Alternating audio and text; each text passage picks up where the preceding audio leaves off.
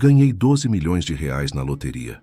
O peito ainda batia acelerado quando confirmei os números no portal. Parecia mentira. Imagine descobrir, num dia comum, que sua vida inteira poderia mudar em poucas horas. Estava prestes a contar para a minha mulher, mas antes que eu abrisse a boca, ela entrou em casa segurando uma pasta e com o rosto gelado. Precisamos conversar. Foram as últimas palavras que eu queria ouvir naquela noite. Enfiei o bilhete premiado no bolso, tentando segurar a felicidade que ameaçava saltar. Em vez de comemoração, veio um soco na cara. Ela não veio celebrar comigo. Veio para decretar o fim. Quero o divórcio, disse ela, com a calma letal de quem já tinha tudo planejado. Quando perguntei o motivo, a verdade cortou mais fundo ainda. Beatriz me traía. E não com um qualquer, com o chefe dela, Vitor, um homem casado, influente, que prometia a ela tudo o que eu nunca pude oferecer. Aquele casamento de anos desmoronou em segundos. Assinei os papéis sem abrir a boca, sobre o prêmio escondido no bolso, com um sorriso amargo preso na face. Enquanto ela falava em recomeço e liberdade, minha cabeça só pensava numa coisa: como o destino havia escolhido o momento perfeito para mostrar quem ela realmente era. Só que eu sabia de um detalhe crucial e amedrontador. Pela lei brasileira, se o prêmio saiu enquanto ainda éramos casados, ele integra a comunhão de bens, e ela teria direito à metade. Meu nome é Marcelo, tenho 39 anos, e sempre acreditei que nosso casamento era sólido. Sem filhos por decisão nossa, achávamos que bastava o amor. Vivia com a sensação de que juntos tínhamos conseguido uma vida simples, honesta e feliz. Descobri naquele dia que a simplicidade nunca fora suficiente para Beatriz. Ao descobrir da traição, descobri também que eles me chamavam de fracassado. Eles riam de mim pelas costas. O mais absurdo, naquela mesma semana, eu havia virado milionário, um montante capaz de transformar tudo. Mas ao consultar Dr. Álvaro, meu advogado, o choque veio. Mesmo com o pedido de divórcio, legalmente ela teria direito a 50% do prêmio. Foi aí que decidi o que muitos não teriam coragem de fazer. Esperei o divórcio ser assinado. Garanti que ela levasse apenas o que combinamos no acordo visível. E então coloquei em marcha um plano frio para proteger o que era meu. Não foi vingança violenta, foi estratégia. E começou com silêncio. Antes de contar como virei o jogo e desapareci com a fortuna, é preciso voltar ao início, ao dia em que eu ainda acreditava que amar bastava. Conheci Beatriz numa festa de um amigo em comum. Ela irradiava. Eu, mais contido, fui conquistado pela energia dela. Era impossível não notar o brilho. A forma como ela entrava em um ambiente e parecia iluminá-lo. Ela tinha essa coisa magnética que me desmontava. Em poucas semanas estávamos juntos, sonhando os mesmos planos. Decidimos não ter filhos, e eu disse adeus à possibilidade paterna com uma vasectomia. Achava que bastava nosso amor. Nosso começo foi marcado pela luta. Um apartamento pequeno, trabalho duro, cada centavo contado. Compramos um carro, depois o primeiro imóvel financiado. Foram anos de esforço e cumplicidade, e eu acreditava que havia respeito e parceria. Mas com o tempo algo mudou.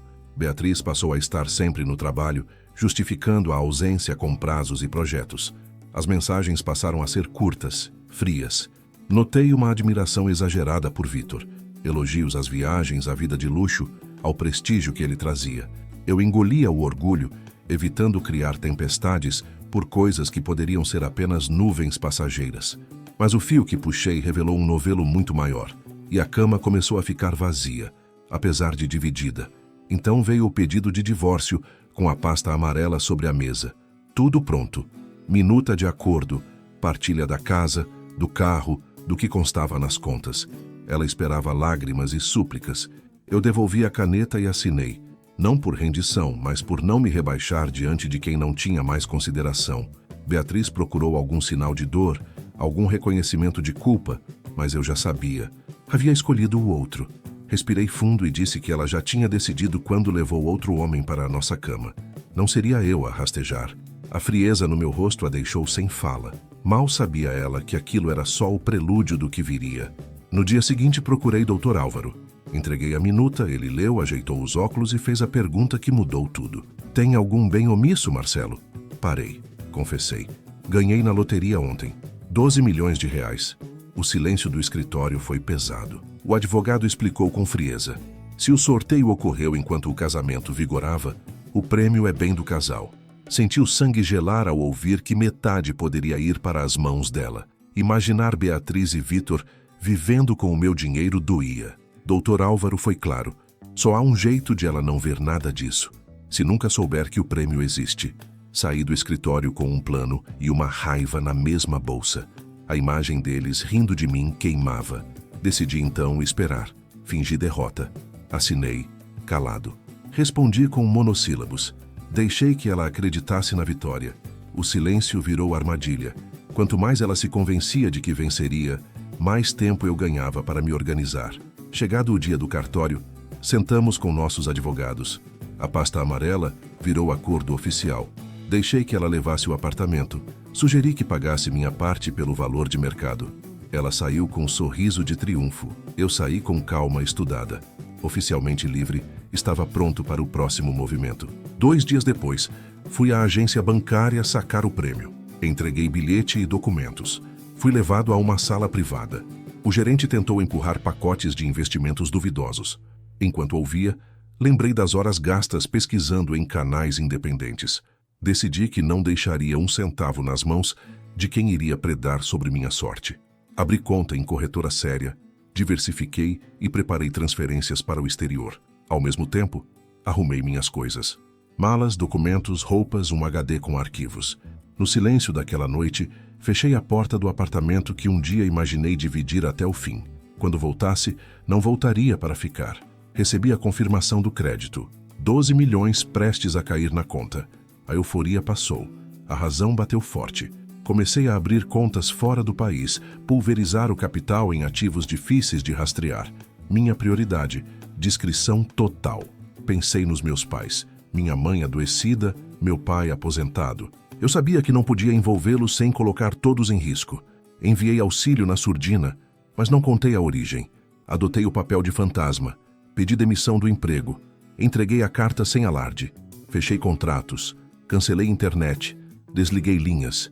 Tudo para apagar trilhas. Restavam apenas roupas essenciais e documentos.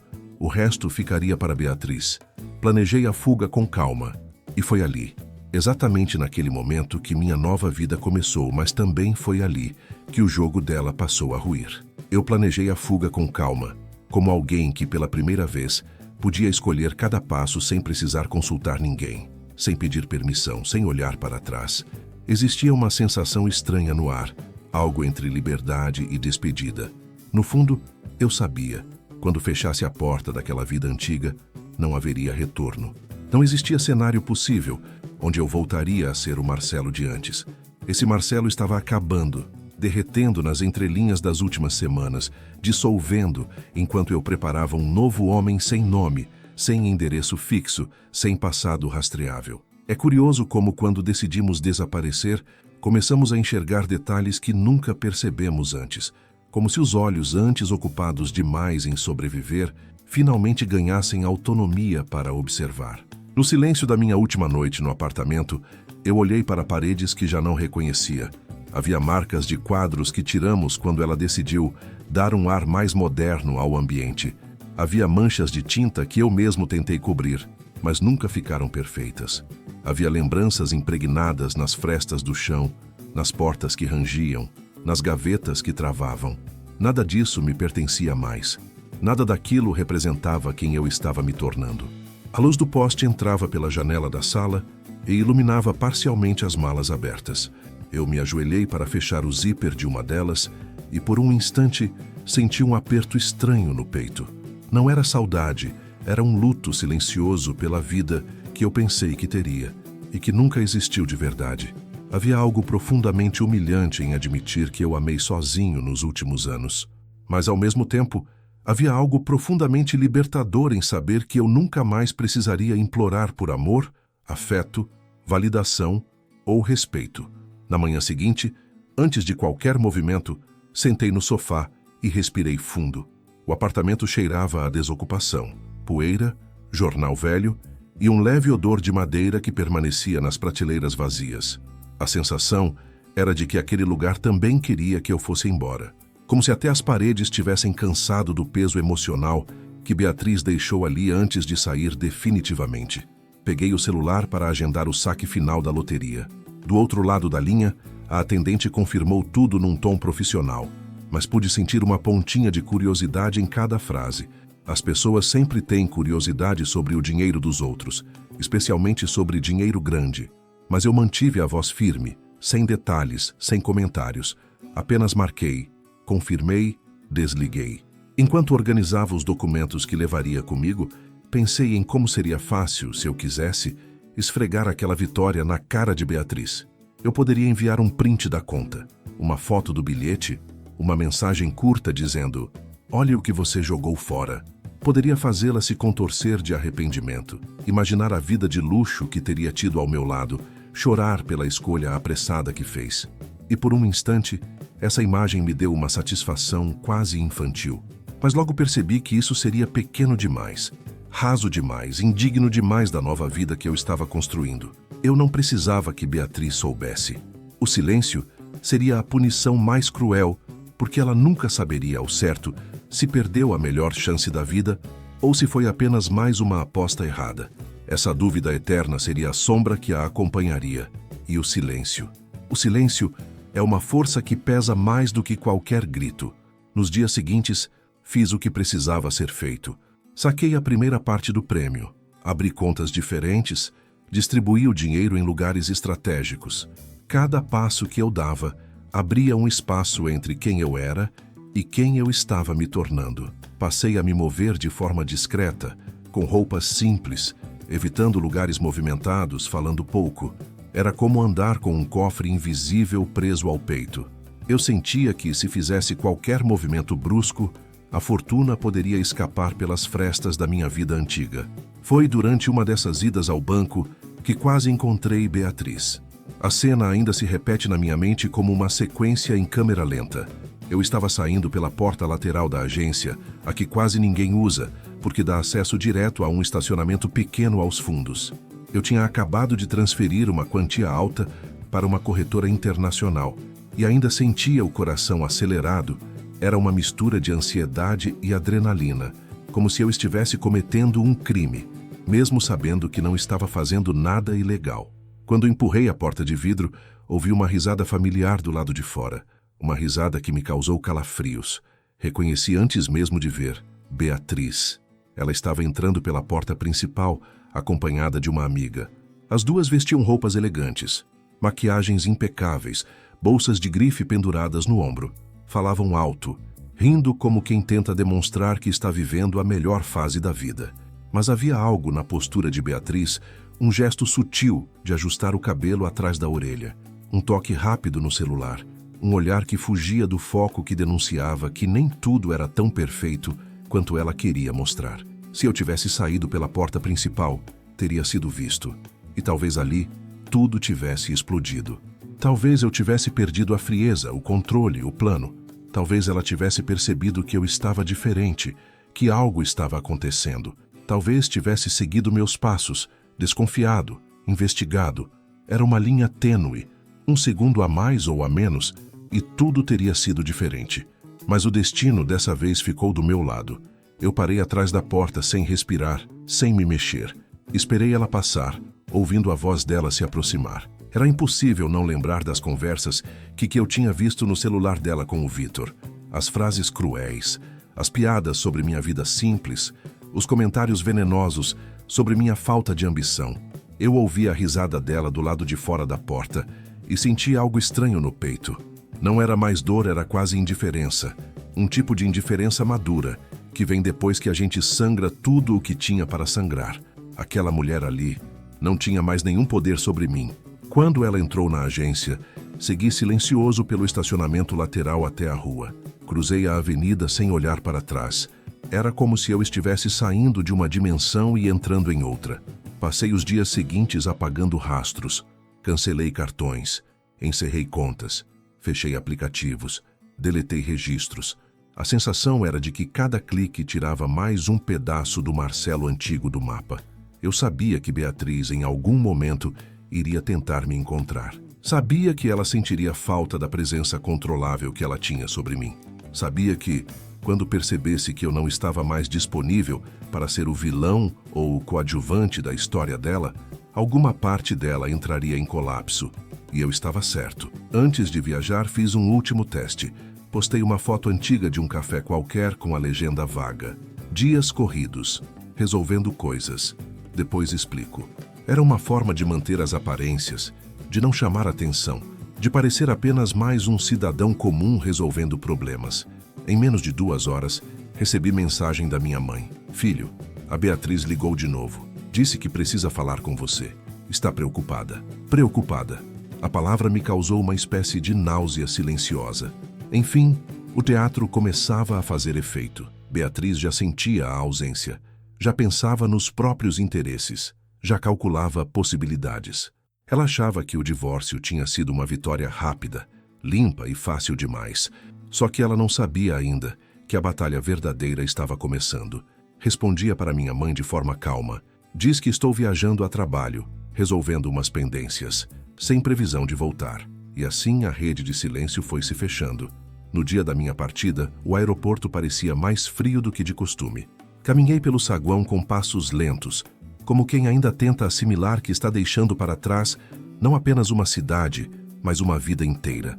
A mala parecia leve demais para representar tudo o que eu carregava: culpa, raiva, alívio, liberdade, medo, expectativa. Tudo misturado num nó apertado que eu não sabia quando seria desfeito. Peguei o primeiro voo para Portugal. Não porque fosse meu destino final, mas porque era um país que não levantava suspeitas e me daria tempo e espaço para organizar os próximos passos. Ao pousar em Lisboa, senti que o ar tinha outro cheiro. Um cheiro de distância, de anonimato, de recomeço. Peguei um táxi e fui direto para um pequeno apartamento alugado por temporada. Era simples, silencioso, com janelas largas e paredes brancas. Do lado de fora, dava para ouvir os bondes passando de vez em quando, e o som distante de conversas em português de Portugal, que sempre soou para mim como uma versão sóbria da nossa língua. Era a cidade perfeita para desaparecer temporariamente. Passei dias sentado na varanda, olhando prédios antigos e imaginando meu próximo destino. Andava pelas ruas como um turista comum, observando rostos que não me reconheciam, atravessando esquinas onde ninguém sabia quem eu era. Eu era livre, livre de verdade. E, ao mesmo tempo, carregava um vazio que parecia ter sido cavado a machadadas dentro do peito. Foi em Lisboa que comecei a reorganizar minha mente. Revi conversas antigas comigo mesmo. Perguntei a mim várias vezes, onde eu me perdi? Onde eu deixei que alguém me diminuísse ao ponto de duvidar do meu próprio valor? Onde eu aceitei migalhas achando que era amor? A resposta era dolorosa, mas clara. No começo, quando o brilho de Beatriz me cegou, eu me apaixonei por quem ela parecia ser, não por quem ela era. Me apaixonei pela promessa, pelo sonho, pelo reflexo distorcido de um amor que nunca foi recíproco. E quando percebi isso, naquele apartamento silencioso em Lisboa, entendi que não precisava salvar nada. Não havia o que salvar. O casamento já estava morto muito antes da traição. O amor tinha acabado quando ela começou a sonhar com uma vida que não incluía mais a minha presença. Eu estava pronto para seguir em frente. Mas antes, havia uma última volta para fechar. E ela viria de um lugar que nem mesmo eu esperava. Eu estava pronto para seguir em frente, vivendo meus dias anônimos em Lisboa, quando algo totalmente inesperado aconteceu. Era início de noite, o céu começava a escurecer, engolindo as cores quentes que restavam no horizonte. Eu estava sentado em um café de esquina, tomando um expresso forte que queimava a língua e despertava pensamentos dourados de liberdade. Pela primeira vez em muito tempo me sentia leve. O peso antigo, o casamento, a casa, a humilhação pareciam distante, quase inexistente. Até que meu celular vibrou na mesa. O número era desconhecido. A princípio pensei em ignorar, mas alguma coisa, um instinto talvez, fez minha mão alcançar o aparelho. Atendi sem falar nada, apenas respirando. Do outro lado, uma voz. Marcelo. Meu estômago se contraiu. Era Beatriz. Ela não disse oi, nem usou o tom doce que costumava usar no começo da nossa relação. Também não estava chorando, nem desesperada, nem arrependida. A voz dela estava afiada, nervosa, tensa, uma corda prestes a estourar. Eu preciso falar com você, ela continuou. É importante. A primeira coisa que pensei foi: como ela conseguiu meu número novo? A segunda: o que ela quer agora? Fiquei em silêncio por alguns segundos, até que ela repetiu: alô? Marcelo, eu sei que você está me ouvindo. Fechei os olhos por um instante. O café ao meu redor parecia ter sumido. Eu só conseguia ouvir aquela voz que já representou tanta coisa: amor, paixão, carinho, desilusão, desprezo, traição. Agora era apenas ruído. Fala, respondi finalmente com a voz baixa. Você sumiu, ela disse, como se me acusasse de um crime. Eu tentei falar com você, tentei te encontrar. Você não atende suas linhas antigas. Sua mãe diz que você está viajando, mas ninguém sabe nada. Onde você está? Respirei fundo. Senti o ar gelado entrar pelos pulmões e descer até o estômago. Por que isso importa? Perguntei seco. Do outro lado, silêncio. Depois um suspiro. Eu queria conversar, esclarecer algumas coisas. Quase ri, mas mantive o tom neutro. Esclarecer o quê? A traição? As mentiras? Ou o fato de você ter planejado o divórcio enquanto ainda dormia na minha cama? A voz dela ficou ainda mais tensa. Marcelo, não é assim. É exatamente assim, respondi. Ela tentou argumentar, mas sua voz falhou por um instante e pude ouvir algo nela, não arrependimento, não tristeza, mas medo. Um medo pequeno, quase imperceptível, mas real. E aquele medo tinha cheiro de interesse. Você está bem? Ela perguntou de repente. A pergunta parecia inocente, mas vinha carregada de algo não dito. Algo que eu reconheci imediatamente. Ela queria saber se eu estava bem financeiramente. Era óbvio. Eu já tinha desaparecido da rotina. Tinha sumido das redes. Eu não estava mais no emprego. Não estava mais na cidade. Tudo isso junto acendeu um alerta dentro dela. Pessoas como Beatriz não gostam de perder controle. E de repente ela tinha perdido completamente. Estou melhor do que nunca, respondi, sincero. Ela ficou muda. Eu podia imaginar o rosto dela naquele momento, a sobrancelha arquivada, os lábios apertados, o olhar tentando decifrar cada nuance das minhas palavras. E eu sabia exatamente que tipo de paranoia estava crescendo dentro dela. Melhor como? Ela arriscou. Como alguém que não precisa mais ouvir mentiras. Falei, levantando da cadeira e caminhando pela rua com o celular no ouvido. Como alguém que finalmente se libertou de uma história que já tinha acabado há muito tempo. Ela respirou fundo, talvez irritada, talvez magoada, talvez assustada. Não me importava. Você está com alguém? Ela perguntou. Essa me surpreendeu. Não pelo conteúdo, mas pelo subtexto. Ela queria saber se eu estava financeiramente sozinho ou se eu tinha encontrado apoio afetivo que a substituísse. Não estou com ninguém, respondi. E não preciso estar. Outro silêncio. Marcelo, você está me deixando preocupada. Eu parei de caminhar. Olhei para um rio que estava à minha frente. A água refletia uma faixa prateada de luz da lua nascente. Por que, Beatriz? Perguntei. O que exatamente te preocupa? A resposta demorou. Longos segundos. Depois veio em um sopro. Porque você não é assim, você não some. Você nunca foi de desaparecer. E aí estava a verdade. Ela não estava preocupada comigo. Ela estava preocupada com o controle que achava que ainda tinha, com a versão de mim que ela manipulava, moldava, diminuía, com a segurança emocional que eu sempre dei, mesmo quando ela já não dava nada em troca. Eu não era assim, mas agora eu era. Acontece que às vezes, respondi, é preciso sumir para se encontrar. Ela tentou insistir. Queria detalhes, queria respostas. E eu entregava apenas o mínimo. Sem raiva, sem explicação, sem entrega. Nos dias seguintes, mensagens começaram a chegar com mais frequência. Precisamos conversar pessoalmente. Podemos marcar um café?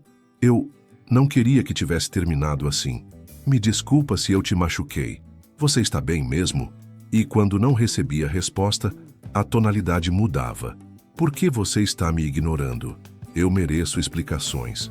Você não pode simplesmente desaparecer. E na última, se você não responder, eu vou aí te procurar. Foi aí que o medo dela superou o orgulho. Eu sabia que ela não estava falando de Lisboa. Ela não tinha como saber onde eu estava.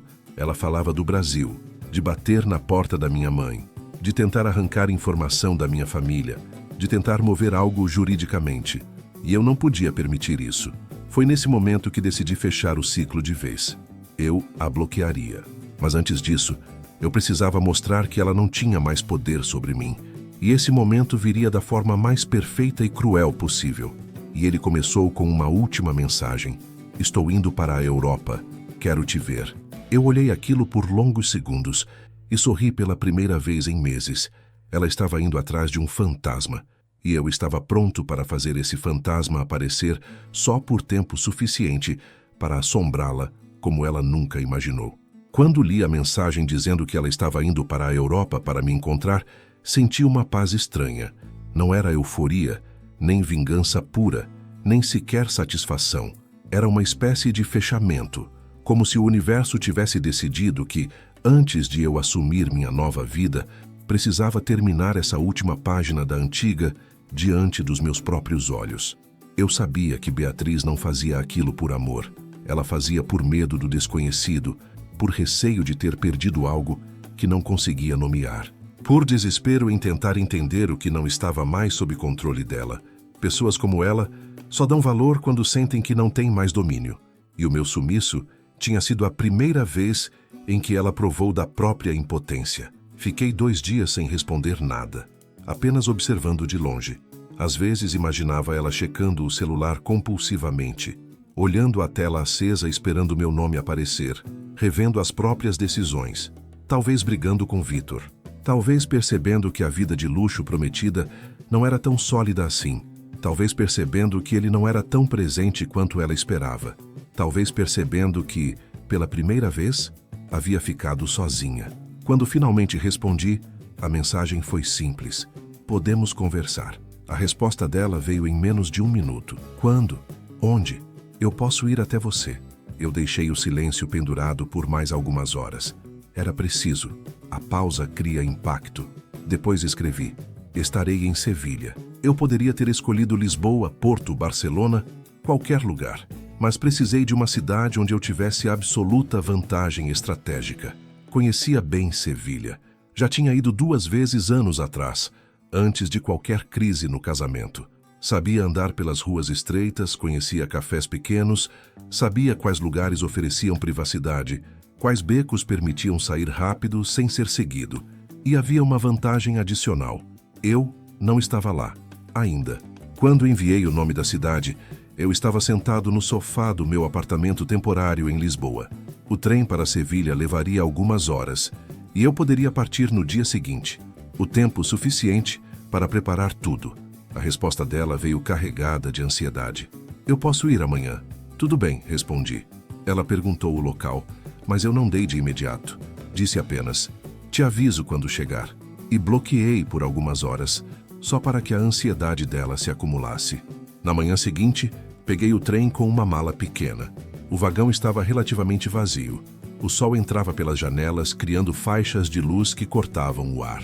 Enquanto a locomotiva avançava, passando por campos, pequenas vilas e estradas longas, senti algo curioso. Pela primeira vez desde a separação, eu não pensava em Beatriz com dor. Eu pensava em mim. Pensava nas versões de mim que eu tinha abandonado pelo caminho. No homem que diminuiu sonhos para caber no dela. No cara que engoliu frustrações. Que aceitou migalhas emocionais. Que achou que amar alguém significava desaparecer um pouco todos os dias. Pensava em como eu tinha me permitido virar sombra dentro da minha própria casa.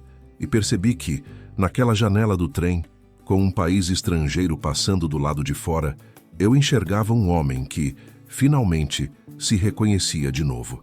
Quando cheguei em Sevilha, o ar quente me abraçou com força. Era fim de tarde. A luz dourada batia nos prédios e tornava tudo mais vivo. Peguei um táxi e fui direto para uma pequena pousada no bairro de Santa Cruz. A dona, uma senhora simpática de cabelos grisalhos, me recebeu com um sorriso tranquilo. Me deu a chave e explicou o horário do café da manhã, desejou boa estadia, subi para o quarto, coloquei a mala no chão e abri a janela. Lá embaixo, pessoas caminhavam tranquilamente, ouvindo músicos de rua, apreciando a arquitetura antiga.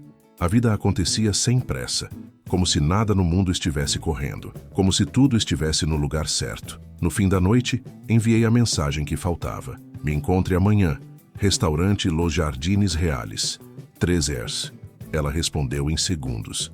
Eu estarei lá. Dormi pouco, não por nervosismo, mas por curiosidade.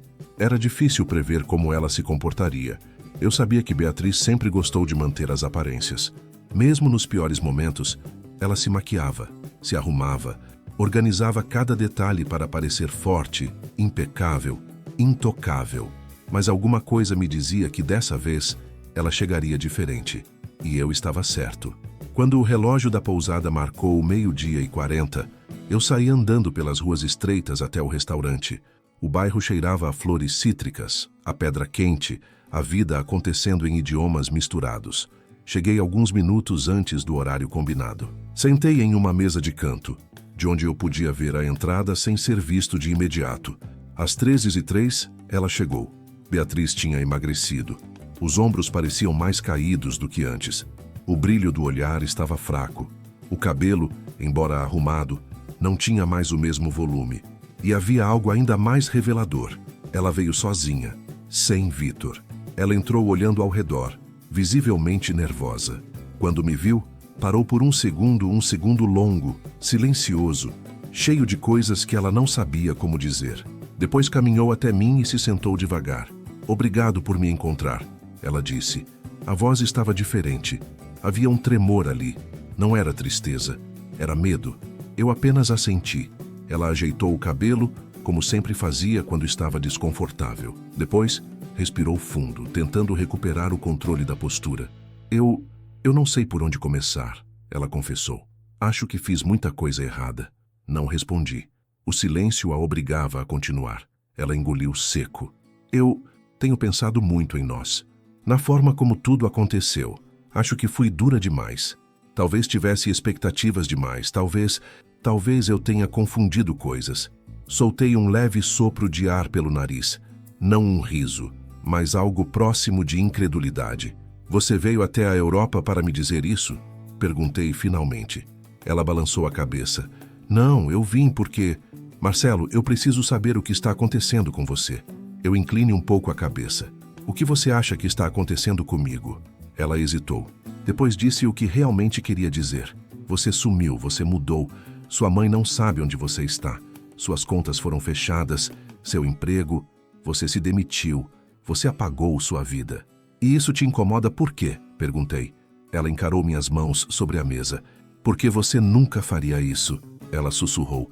A menos que estivesse passando por algo grande. Olhei para ela em silêncio, deixando que tentasse adivinhar.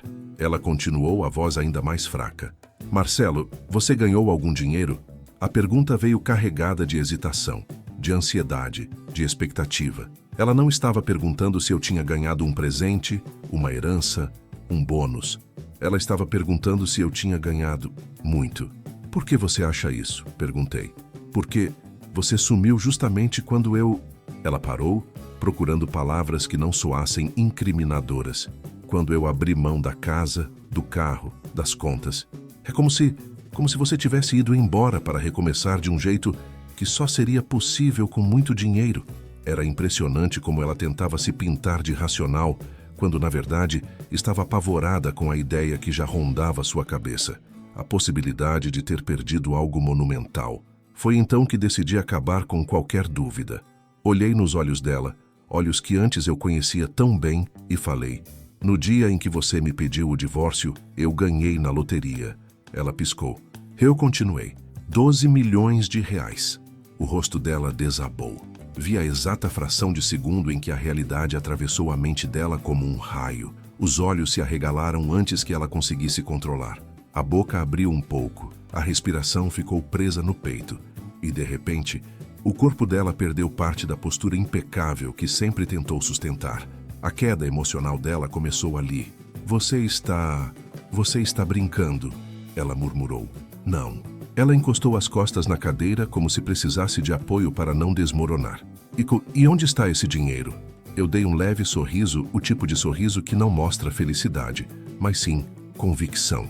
Protegido, investido, fora do Brasil. Ela piscou rápido, tentando absorver. E, por que você nunca me contou? Porque você pediu o divórcio horas antes, respondi. E porque você me chamou de medíocre. E porque estava dormindo com outro homem. E porque riram de mim enquanto eu acreditava em você. Ela levou as mãos à cabeça. Meu Deus! Ficou em silêncio por longos segundos. As lágrimas começaram a se formar, não de arrependimento verdadeiro, mas de desespero pelo dinheiro perdido. Eu reconheci esse tipo de lágrima. Não era choro de amor, era choro de perda patrimonial. Marcelo, eu não sabia. Eu não teria feito aquilo se... Ela parou, percebendo a frase que estava prestes a dizer. Quer dizer, eu achei que... Você achou que eu era pequeno demais, completei. Ela tentou se recompor. Eu não queria te machucar, mas a voz dela falhou no final. Beatriz, falei, inclinando um pouco o corpo para a frente. Você não veio aqui por saudade, não veio por amor, não veio por arrependimento. Ela levantou o olhar devastado. Você veio porque percebeu que perdeu tudo. Ela desabou. O choro veio de uma vez, silencioso no começo, depois descontrolado. Ombros tremendo, mãos tremendo, respiração falhando. A imagem era quase teatral, mas eu sabia. Não era dor por mim, era dor pelo que ela viu escorrendo pelos dedos. Quando ela conseguiu respirar de novo, sussurrou. Marcelo, por favor, me dá uma chance. A gente pode recomeçar. Eu posso largar tudo. Posso voltar. Posso. Eu levantei a mão, interrompendo. Eu paguei a conta, disse, apontando discretamente para o garçom ao longe. A conversa acabou. Ela arregalou os olhos. Não, por favor, eu estou pedindo. Não me deixa assim. Eu me levantei devagar, ajeitei a cadeira e, antes de sair, disse as últimas palavras que ela ouviria de mim. Você me perdeu antes de saber que eu valia alguma coisa.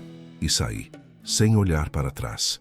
As mensagens dela depois disso foram desesperadas. Suplicas, pedidos de perdão, tentativas de manipulação emocional, promessas vazias. Vitor, o salvador dela, desapareceu assim que percebeu que não havia dinheiro envolvido. Deixou-a sozinha, exatamente como ela deixou nosso casamento. Eu, por outro lado, embarquei semanas depois para os Estados Unidos. E ali, finalmente, comecei minha verdadeira vida. Quando embarquei para os Estados Unidos, não senti a euforia que muitos imaginariam que um milionário novato sentiria ao recomeçar a vida em outro país. Eu senti algo mais profundo, mais silencioso, mais íntimo, uma sensação de renascimento.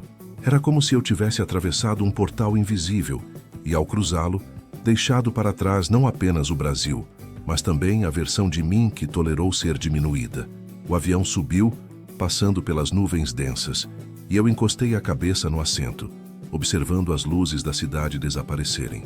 Naquele momento percebi que não havia mais nenhuma parte de mim presa ao que ficou para trás. Nem Beatriz, nem humilhação, nem derrota, nem perda. Eu estava livre, um homem sem correntes. A chegada em solo americano teve cheiro de ar-condicionado, vozes apressadas e anúncios repetitivos no aeroporto. Tudo era novo e, ao mesmo tempo, distante. Quando passei pela imigração, senti um leve frio na barriga, não de medo, mas da consciência de que, a partir dali, eu seria invisível, um estrangeiro entre milhões. Ninguém saberia meu passado, ninguém saberia meu nome, ninguém saberia minhas dores. Era um anonimato precioso, blindado, protegido por meu silêncio. Os primeiros dias foram estranhos. Instalei-me em um hotel simples, discreto, numa cidade de médio porte da Flórida, longe das metrópoles óbvias. O sol batia forte na janela pela manhã, e eu saía para caminhar sem destino, observando pessoas indo e vindo, vivendo suas vidas sem saber que ali, entre elas, havia um homem reconstruindo a própria história. Às vezes eu parava em uma cafeteria e ficava apenas olhando o movimento, tentando imaginar como seria viver ali permanentemente. O inglês vinha fácil, não perfeito, mas suficiente para passar despercebido. Com o passar das semanas, aluguei um apartamento pequeno, mais por necessidade do que por vontade. Era simples, limpo, moderno, funcional, e pela primeira vez em anos, eu me sentia em paz ao trancar a porta atrás de mim. Nenhum rastro de discussões, nenhuma lembrança de traição, nenhuma sombra pendurada nas paredes. Apenas silêncio. Um silêncio sólido, acolhedor, que preenchia os espaços como se dissesse: aqui você renasce.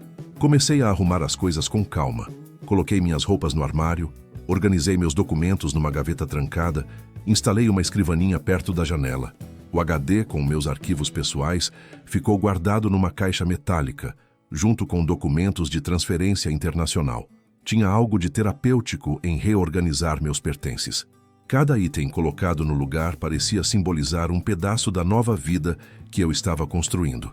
Havia uma sensação de dono, de controle, que eu nunca tinha sentido de fato no casamento. O dinheiro, por outro lado, não era mais um peso emocional. Era uma ferramenta, uma chave, um recurso silencioso que eu movimentava com cautela em investimentos diversos, aplicações internacionais, contas segmentadas. Eu estudava horas por dia. Mercado financeiro, impostos, moradia, documentação, segurança, estratégias de proteção patrimonial. Eu me tornava, aos poucos, expert naquilo que antes me parecia distante. Cada conhecimento novo era mais um tijolo na muralha que eu construía entre eu e qualquer tentativa futura de alguém me atingir. Pouco depois da minha mudança definitiva, comecei a receber notificações no e-mail, mensagens que Beatriz tentava me enviar por todos os cantos. Endereços antigos, contatos alternativos, redes sociais. Ela despejou textos longos, curtos, confusos. Às vezes eram súplicas, às vezes eram acusações. Em alguns momentos dizia que me amava, em outros tentava me culpar por tudo. Havia noites em que ela escrevia como se estivesse completamente perdida e manhãs em que ela surgia com uma frieza quase profissional, exigindo explicações como se ainda tivesse algum direito sobre mim. Eu lia às vezes apenas para estudar a anatomia da queda de alguém que sempre acreditou ter vantagem sobre o mundo, mas nunca respondia. O silêncio era a única resposta digna de alguém que tinha sido traído, diminuído, descartado. O silêncio era a justiça que eu não pedira, mas que a vida enfim me entregava. Com o tempo, a raiva se dissolveu. Eu percebi que não precisava mais odiar Beatriz, não precisava mais pensar nela como um fantasma do passado. A traição era apenas a porta que me conduziu a essa vida nova, e de certa forma, eu agradecia por ter sido traído. Soa estranho até mesmo para mim admitir isso, mas é verdade. Foi ali que eu percebi quem eu era, quem eu nunca tinha deixado de ser. Foi ali que percebi que o amor que eu dei não tinha sido em vão, ele tinha sido precioso demais para alguém que não sabia cuidar. E agora, finalmente, eu guardava esse amor para mim. Mas não pense que Beatriz desapareceu tão facilmente quanto eu queria desaparecer do mapa. Ainda demorou meses, até que a sombra dela parasse de tentar me alcançar. Primeiro, ela tentou me encontrar juridicamente. Pedia documentos, exigia atualização de endereço, dizia que tinha direito a isso e aquilo. Meu advogado respondia o básico: cliente sem residência fixa no momento, comunicação por e-mail, nenhum bem nominal no Brasil. Ela rodava em círculos. A insistência virava desespero. O desespero virava raiva. A raiva virava súplica. E eu continuava em silêncio. Do outro lado, Vitor também se mostrou a verdadeira versão de si mesmo. Quando a situação ficou difícil, quando o brilho do romance proibido apagou, quando ele percebeu que Beatriz não tinha mais chão financeiro, ele simplesmente se afastou. Deu desculpas banais, delegou culpas, desapareceu gradualmente. Beatriz, finalmente sozinha, percebeu da maneira mais dolorosa possível que estava presa a um homem que nunca a escolheria a longo prazo. Um homem que só a queria quando ela ainda tinha algo a oferecer. E, ironicamente, no mesmo período, ela percebeu que o marido que ela descartou tinha sido o único que realmente esteve ao lado dela durante anos. Eu não precisei fazer nada. Ela se afundou sozinha. Durante esse período, recebi uma notícia por meio de conhecidos em comum de que Beatriz havia sido demitida. A empresa justificou cortes internos, reestruturação, redução de equipes. Mas todos sabiam que o motivo era outro. Sua ligação com Vitor vazou. Comentários internos começaram a circular. O ambiente ficou insustentável. Ela se desgastou tentando manter a postura de mulher forte, mas por dentro estava quebrada. E como consequência, seu rendimento caiu.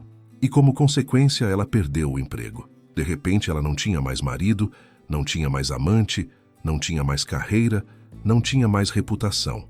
E pela primeira vez na vida, ela não tinha nenhum controle sobre nada. Enquanto isso, eu vivia a vida mais tranquila que já tive. Comecei a caminhar pela manhã, fazer academia, aprender receitas simples, dirigir pela cidade sem pressa, descobrir lugares novos, cafés pequenos, parques tranquilos onde eu lia por horas. Fiz amigos casuais vizinhos, atendentes, Gente que nunca me perguntava sobre meu passado porque ali isso não importava. Eu era apenas Marcelo. Ou melhor, eu era o Marcelo que eu deveria ter sido desde o início. Numa tarde silenciosa, sentado no banco de um parque, percebi que havia passado dias sem pensar em Beatriz, sem lembrar do casamento, da dor, da traição. Meu corpo estava leve, minha mente estava calma. Eu estava feliz. Sim, feliz. Não aquela felicidade histérica que vem de conquistas materiais, mas a felicidade serena de estar em paz, vivendo um dia após o outro, como alguém que finalmente pertence ao próprio destino. Meses se passaram e a vida começou a ganhar ritmo. Comecei a investir em pequenos negócios locais como sócio silencioso, um café, uma pequena empresa de manutenção, uma loja de decoração. Nada arriscado, nada chamativo. Projetos que me conectavam ao mundo real, ao dia a dia das pessoas, sem que ninguém soubesse que eu tinha uma fortuna guardada em contas internacionais. Eu preferia assim. A discrição me fazia respirar melhor. Com o tempo, comecei a conversar com algumas pessoas, amizades simples, conversas casuais. Conheci uma vizinha idosa que me ensinou a fazer tortas de maçã. Um senhor aposentado que pescava todos os fins de semana e me convidava sem insistir. Uma moça que trabalhava na padaria e me reconhecia pelo café que eu sempre pedia, mas nunca perguntava mais do que deveria. Era um tipo de vida onde ninguém tinha interesse no que eu podia dar, apenas no que eu era ali, naquele momento. Eu também ajudava minha família no Brasil, mas com cautela. Pagava exames caros, comprava remédios, pagava reformas pequenas, sempre com explicações plausíveis. Consegui um trabalho melhor, tive um dinheiro guardado que rendeu bem. Foi uma ajuda que recebi e estou repassando. Minha mãe ficava feliz. Meu pai não questionava. Eles mereciam mais, mas mereciam mais sem carregar o peso de saber que tinham um filho milionário. Um segredo pode proteger mais do que qualquer cofre. Um dia, recebi uma última mensagem inesperada. Veio de um número desconhecido. A frase era curta. Desculpa por tudo. Não havia nome. Não havia pedido de volta. Não havia manipulação. Apenas isso. Eu soube na hora que era Beatriz. E pela primeira vez, eu não senti nada. Nem dor, nem raiva, nem rancor. Apenas nada. Aquele vazio tranquilo que marca o fim real de uma história. Eu apaguei a mensagem sem responder. Não por crueldade, mas porque não havia mais nada a ser dito. Nenhuma parte de mim ainda vivia aquele capítulo. E foi ali, naquele gesto simples, que percebi que eu estava realmente livre. Os anos seguintes passaram com calma. Eu aprendi inglês com fluidez, tirei documentos, me estabeleci. Viajei para cidades pequenas, grandes, praias, desertos. Conheci lugares que nem sabia que existiam. Descobri prazeres simples que antes não valorizava. O barulho do vento contra o carro na estrada, a sensação do sol no rosto em manhãs geladas, o gosto amargo e doce de um café feito na hora. Nada disso tinha preço. E ainda assim era mais valioso do que qualquer coisa que o dinheiro pudesse comprar. Eu também aprendi a me olhar no espelho e me respeitar, a ver minhas próprias cicatrizes sem vergonha, a entender que a dor que senti não tinha sido sinal de fraqueza, mas de humanidade, e que renascer não é algo que acontece de um dia para o outro, mas sim um processo lento, contínuo, que exige coragem para abandonar o que dói, mesmo quando aquilo ainda parece familiar.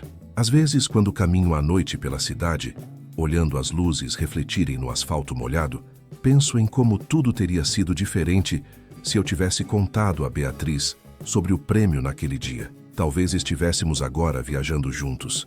Talvez estivéssemos presos numa vida falsa, cheia de máscaras, cheia de interesses. Talvez eu estivesse vivendo um inferno emocional. Talvez eu tivesse sido consumido, pouco a pouco, por alguém que nunca me amou de verdade. É irônico. Ganhar 12 milhões me libertou. Mas a libertação verdadeira veio quando eu descobri quem eu era sem ninguém por perto. Hoje, minha vida é simples.